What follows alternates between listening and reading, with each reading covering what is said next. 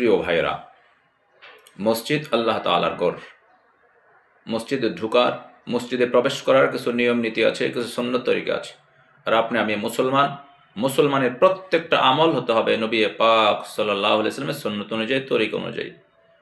তো আমরা যখন আল্লাহর ঘরের মধ্যে প্রবেশ করব, ওযু সহকারে প্রবেশ করব, পবিত্র হয়ে প্রবেশ করব, ভালো কাপড় চোপড় পরে প্রবেশ করব।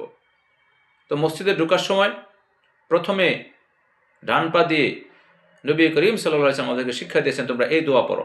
মসজিদে প্রবেশ করার সময় এই দোয়া পড়া সুন্নত।